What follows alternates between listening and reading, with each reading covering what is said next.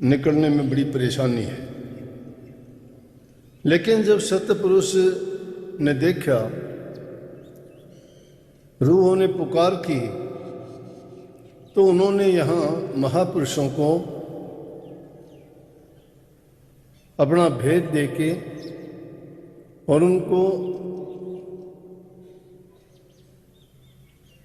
यहाँ पठाया कि उन रूहों को वो रास्ता दिखा के वापस अपने घर में लेके आए।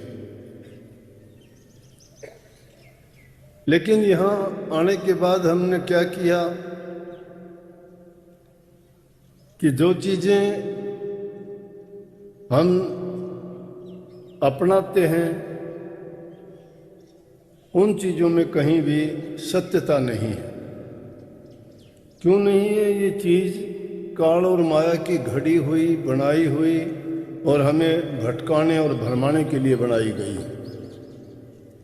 सत्य के रास्ते के लिए अगर समझाया बताया जाता है तो वो चीजें हमें जस्ती नहीं है। वो जस्ती क्यों नहीं है कि हम तो सिर्फ उस चीज को मानते हैं जो जिनका ज्ञान हमारे ज्ञान इंद्रियों के द्वारा या कर्म इंद्रियों के द्वारा जिसका हो जाए।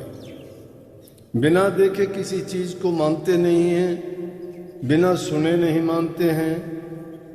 तो ये देखने और सुनने की बात नहीं। पहली वाणी जो थी इसमें कबीर साहब की वाणी में कहा, वस्तु अगोचर दी हमारे सतगुरु।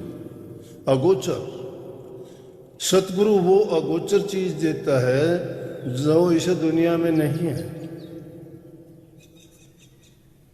जो उसको देखना समझना परखना बड़ा कठिन है। लेकिन महापुरुष की पहचान बताते हैं। लेकिन दूसरी वाणी में कितनी कही, तुलसी साहब की वाणी है ये, उनमें कही कि कर्मों की गति न्यारी टाली ना ही टले। कर्म गति कर्म प्रधान विश्व रचि राख्या, जिन जैसा किया तैसा फल चाख्या। पूरे संसार में कर्म की प्रधानता है। हर जीव यहाँ अपना कर्म लेके आया है, कर्म फल उसको भोगना पड़ता है, कर्म बनाता है। कर्म जो भी करेगा उसका फल बनेगा, फल भोगने के लिए बार बार आना पड़ेगा। अब कर्म की जड़ काटने का तरीका तो महापुरुषों के पास ही है। उनके पास वो दवाई है कि जिसको वो मिल जाती है वो निहाल हो जाता है और इस संसार के आवागमन के चक्कर से छूट जाता है, बार बार नहीं।